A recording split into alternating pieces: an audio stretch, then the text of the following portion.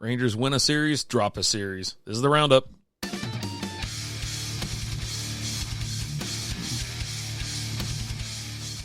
What is going on, everybody? Welcome to the Texas Rangers Roundup. I'm RD. How are we doing? Happy Monday to you. Oh, boy. You know, you're feeling kind of good. Rangers haven't won a series, I think, since, White Sox. July 22nd. And then they just, win one game here.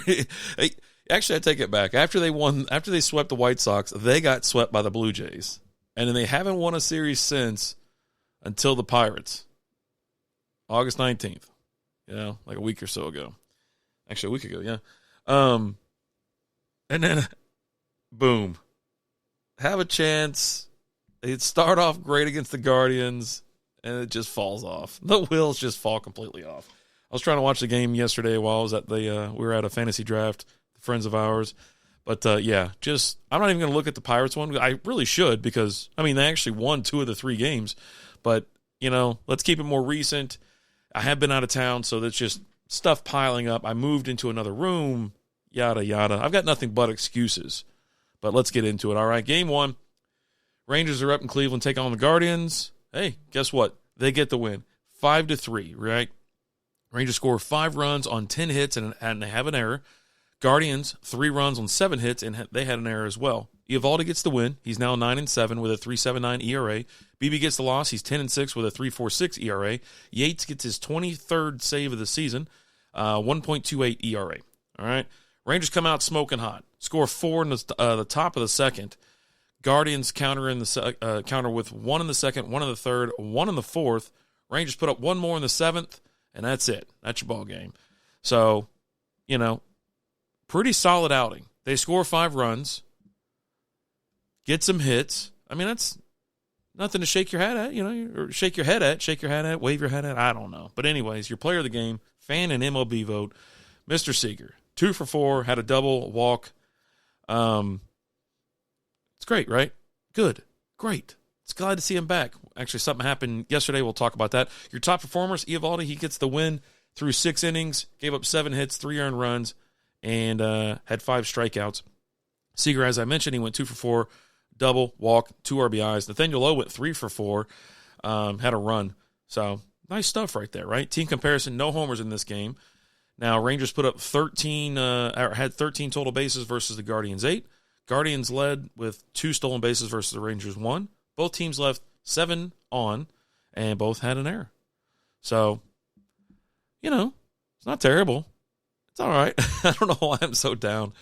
You had Eovaldi, Chafin came in, Robertson, and Yates. They all pitched. Eovaldi did, obviously most of the work was 6 innings. The other 3 dudes, 1 inning apiece.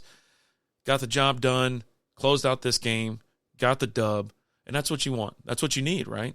We are running out of time, and we'll talk a little bit more about that later. Now, you figure you score 5 runs here, you win. You know what? Hey, let's score 5 runs the next day. They do that. Unfortunately, they give up 13 runs to the Guardians. I think, look at this. The only inning the Guardians didn't score was in the 4th. Rangers put up 1 in the top of the first. They don't do anything else until the 7th. They put up 2 in the 7th, 2 in the 9th. Guardians had 1 in the first, 3 in the second, 4 in the third. Nothing like I mentioned in the 4th. 1 in the 5th, 2 in the 6th, 1 in the 7th, 1 in the 8th. No need for 9. Rangers scored 5 runs on 9 hits and had an error. Guardians 13 runs on 15 hits and an error. Lively gets the win. He's 11-8 with a 3.62 ERA. Gray gets the loss. He's 5-5 now with a 4.22 ERA.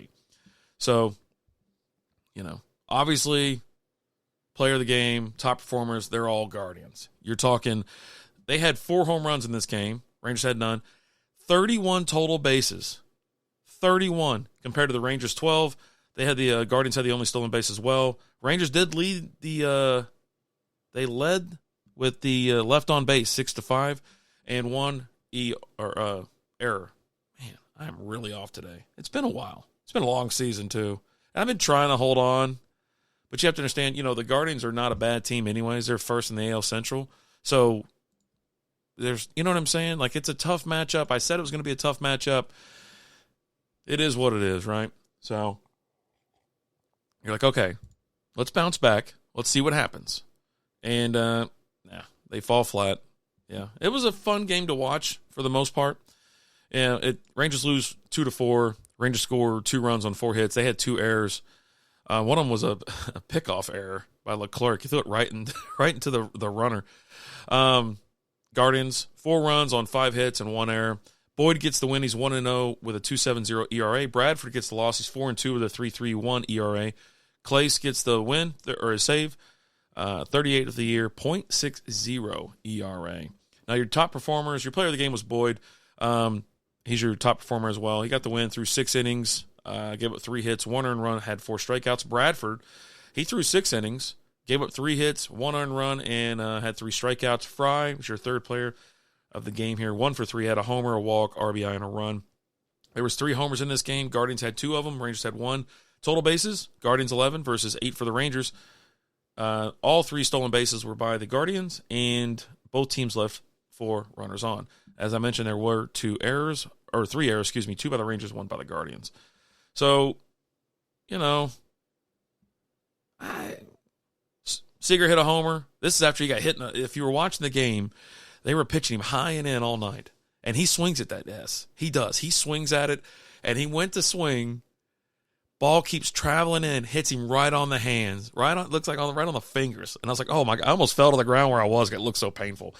And he started walking to first. He gets down to first. The medical comes out. They take a look at the trainers there, taking a look at him, and they're like, yeah, go back to the plate. You swung. And so he had to go back, and they just kept pitching him in, and then he had a real soft grounder to second. He dug it out, so it wasn't a double play ball, and the ball was hit so slow anyways. As long as he was moving, he would have been fine. But, what are you going to do? And then, obviously, David Fry, he homers in the 8th. I think it was a solo jam, if I'm not mistaken. So it wasn't like it was a game winner or whatever, but, Rangers had a chance. They stayed in it for the most part, but it just fell flat. I mean, how many times have we talked about them losing a series, and it's just like a close game or a complete blowout. But, hey, it's fine. But you got to win the close ones. This should have been a win. Just tough pitching. What can you do, right? Now, yeah, like I said, the error was, it's funny. Bradford actually got it. So both pitchers got errors, Leclerc and Bradford. Bonkers. But, the pickoff move was so unnecessary. You had a runner on third. Leclerc goes to pick him up. I'm like, what are you doing? They went through 3 or 4 pitchers, Bradford, Leclerc, Chafin, and Festa. Hey, not a bad, you give up 4 runs. That's all you did. You gave up 4 runs, but you got to score more than 2. Come on now. But Boyd had a great game, pitched great. And then they had Smith, Gaddis, and Chase all come in. They threw an inning apiece as well and just kind of shut it down. Gaddis gave up a hit, but, what are you going to do? I think that was the earned run, right? Yeah, he gave up the homer at the end. The Jonah hit, right? Man, I'm totally off. No, Seager, I'm sorry. God, I'm all over the place. You can tell I'm almost done with the season as much as the Rangers seem to be. And I'll be honest with you, I think we are running out of games. Right now, take a look at the standings. They've fallen even further. They're 10.5 games back. Your Rangers are 60-71 with a .458 win percentage. They're 34-31 at home, 26-40 away. They're negative 45 on the runs scored versus runs allowed differential. They're currently on a 2-game losing streak. They're 4-6 in their last 10. They have a 0.2% chance of making the playoffs. So it's just, I'll tell you this though. Let's stay positive. It does get easy listen, let's just go ahead and take a quick overview of what's coming up, right? Rangers are still on the road, but they're going to Chicago to play the White Sox for 3 games, right? Great matchup. And then they get to come home and play the Athletics for 3 games, right? Good stuff. Athletics are bad. They are worse than the Rangers, all right? So if they could somehow start stringing some wins together, now they do have to play the Yankees, but they're at home. Rangers are pretty good at home. They get a win to kind of minimize the damage. Not terrible, right? Then the Angels will be here for 4 games. Terrible team.